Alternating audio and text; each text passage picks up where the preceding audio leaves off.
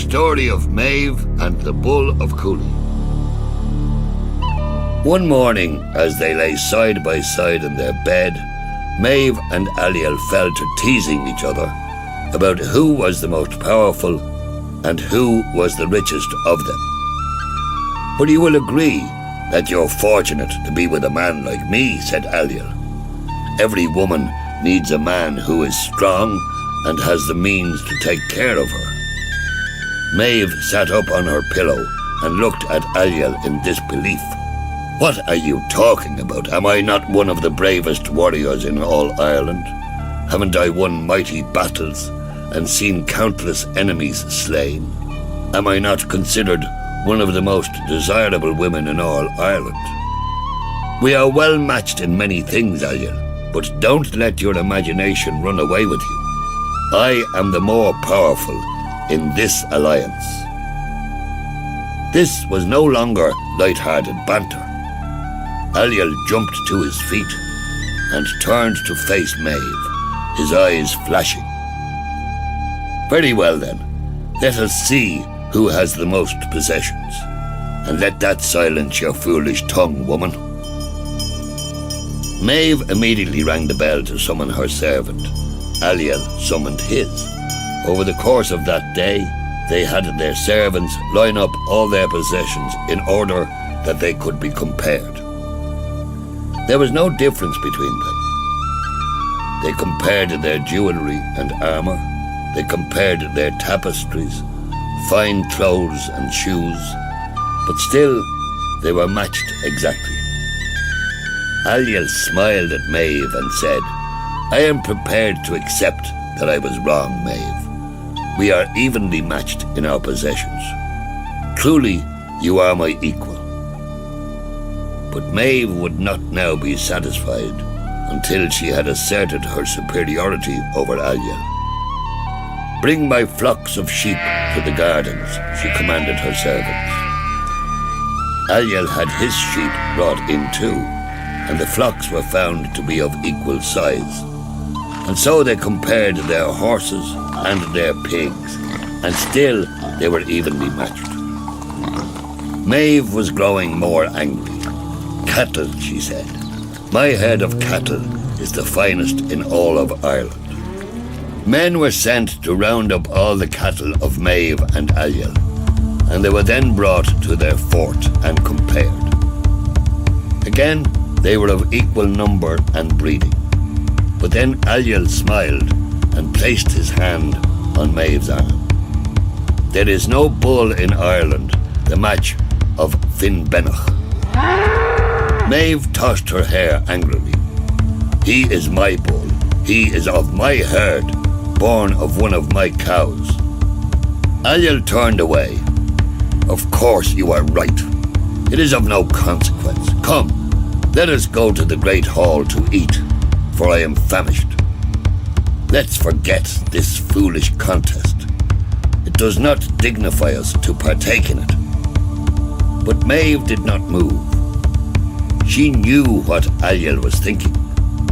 "In truth, that bull is yours now. He has made his home among your herd, and I no longer have any claim to him. You have bested me in this matter." Ailill did not wish to gloat because he knew what grand obsession could be stirred in Maeve over matters such as these. "He is our bull. There's no more to it." But already the light of desire shone in Maeve's eyes. "There is one bull in Ireland that is said to be his equal. Donn Cúailnge, the Bull of Cooley." "Maeve," said Ailill, "please let it go." "I will not tolerate being unequal to you in any way, Ailill," Maeve said. "This matter will be resolved quickly. I will have that bull by tomorrow."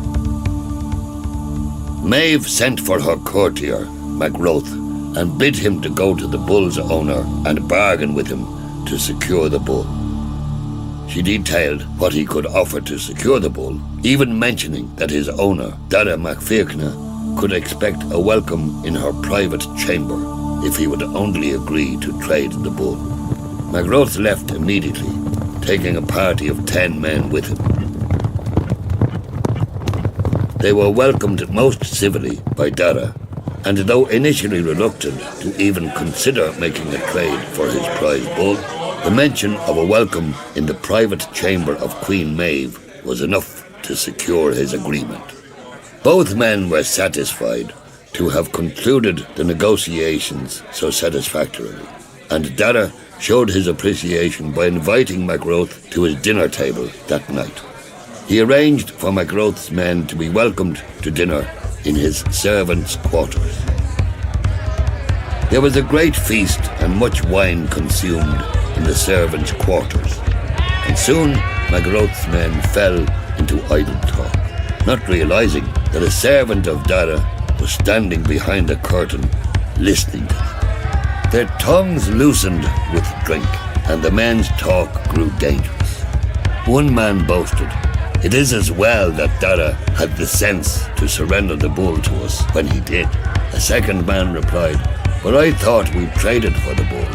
Hasn't Dara been offered gold and cattle in return?" The first laughed long and hard. "What you say may be true, but I think it was clear to Dara that we would have the bull either way. It was within his choice whether to give it to us or to have it taken from him. That is all." There was a cheer at this, and the men raised a toast to the courage and strength of Queen Maeve. Unseen, Dara's servant slipped off and reported back to Dara what he had overheard. Dara was enraged at this news. He immediately regretted having entertained such vain and unscrupulous guests. How could he have accepted the bona fides of an emissary of Queen Maeve? How careless of him. He returned to the waiting Magrath in his dining quarters and briskly told him to pack up and leave before he and his men were killed.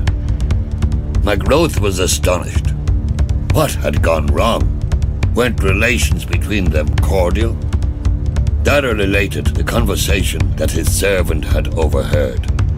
Magrath protested that it was only the drunken talk of ignorant servants, and surely could not be allowed to twist the relationship between two people such as Dara and Maeve. But Dara was beyond considering any excuses. He had been insulted, and it was only with the greatest of restraint that he wasn't killing all of Maeve's party without further explanation. Grateful to escape with their lives, Magrath and his men left for Maeve's castle immediately. Magrath was apprehensive about explaining to Maeve what had happened and the part that his men had played in it, but he need not have been. As Maeve listened to the news, she jumped up, the light of battle in her eyes. Of course, he was never going to give us that bull, not for anything. How dare he treat my men like that, and cast them out of his house? He wants war, and he shall have it. Maeve put out word to her followers all over Ireland that she was amassing a great army for a war on Dara, in revenge for him having insulted her. Maeve was very popular, and she attracted huge support.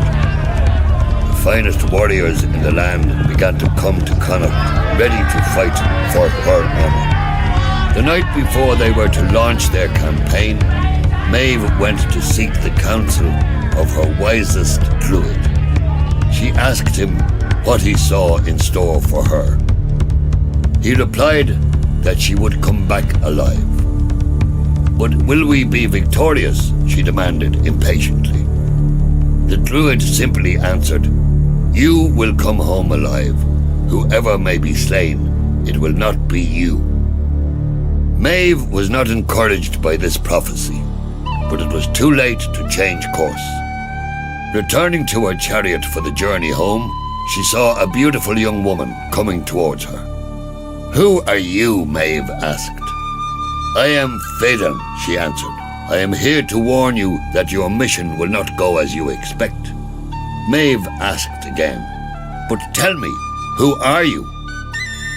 Fedelm answered, I am Fedelm, a prophet, come to tell you that when I think of the future, I see only shades of red for you. Maeve was puzzled. What do you mean? When I think of your great assault on Dara and his armies, I see the men of Connacht covered in blood. Maeve glared angrily at the woman. Some prophet, it is held as a truth all over Ireland that victory will be mine in a matter of weeks. No one could prevail over the great armies that I have assembled from the finest warriors in all of Ireland. What nonsense are you speaking? Fedelm shook her head.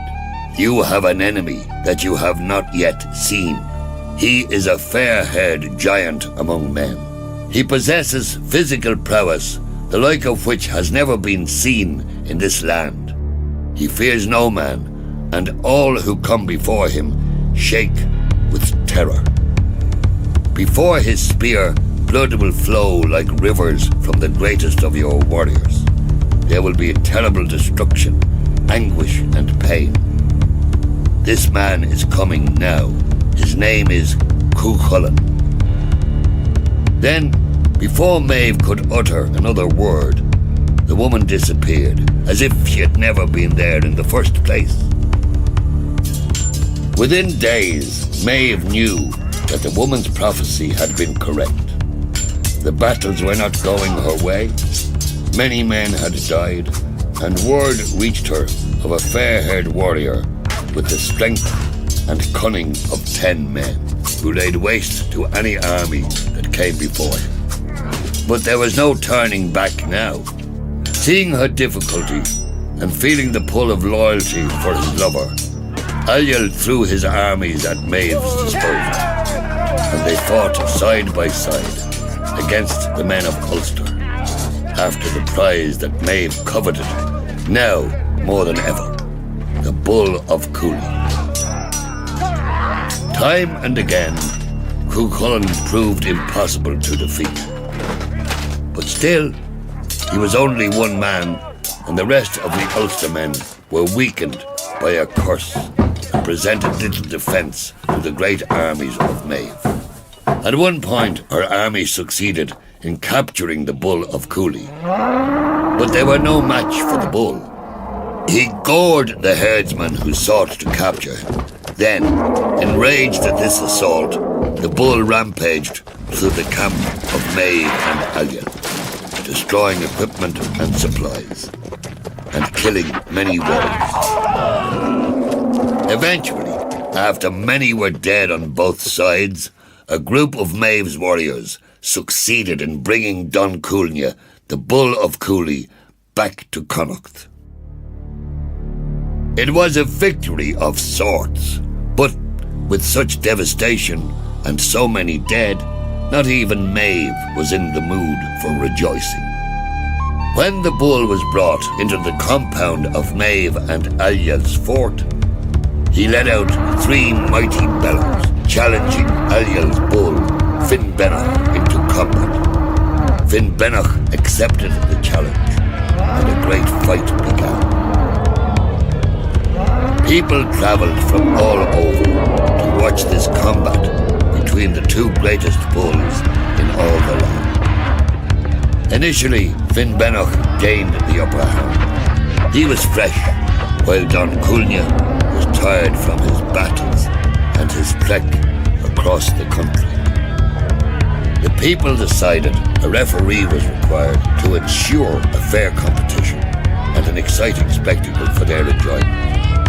A man named Brickrew was sent for. Brickrew was known for being a harsh but honest man who curried favour with no one. But he had no authority over these great bulls. Contemptuously, they ground him into the dirt beneath their hooves and resumed their combat. For many days their combat raged, and then Finnbennach again seemed to gain the advantage. He held the other bull down on the ground, and for 2 days the bulls stayed locked in this position. The onlookers grew bored and yearned for a conclusion to this epic battle of the bulls. One man approached Finnbennach from behind and used his spear to cut 3 gashes in his hide. He added salt to the wounds by goading the bull, saying, "We thought you were the mightiest bull in all Ireland, but look, this smaller, younger bull has got the better of you without even trying. You may as well die now and let us all go home." Enraged by the pain of the wounds and the sting of the man's words, Finnbennach jumped to his feet with a mighty roar and attacked Donn Cúailnge with renewed vigour. No one in the whole of Ireland could sleep for the next 3 nights, as the bull's combat ranged over the whole country with terrifying intensity, bringing destruction to all that was in their path. Eventually, there was only one bull standing. Donn Cúailnge emerged from a great cloud of dust. With the bloody remains of Finnbennach impaled on his horns, he marched triumphant throughout the land, scattering his remains as he went. Eventually, he returned to his home of Cooley, barely recognisable. It was a land that had been laid to waste by the mighty battles of the opposing armies, and then by the combat of the 2 bulls. There were no men left living on the peninsula, only sorrowful women and children, mourning the loss of their menfolk and all the senseless destruction that had attended their deaths. Their eyes brightened as they recognised Donn Cúailnge coming towards them, and some said that it was a good omen. Maybe their luck would change now. But Donn Cúailnge's spirit had been destroyed through the long battle and the endless killing and destruction. Barely knowing what he was doing, he stampeded through the crowds, killing all that stood in his way. Eventually, Donn Cúailnge came to Drimtarif, and he lay down to rest. As he came to understand all that had happened, it was too much for him to bear, and his heart burst. The next day, a lone herdsman found a giant standing stone, resembling a bull at that spot. The ground beneath the stone was crimson with the blood of the Bull of Cooley.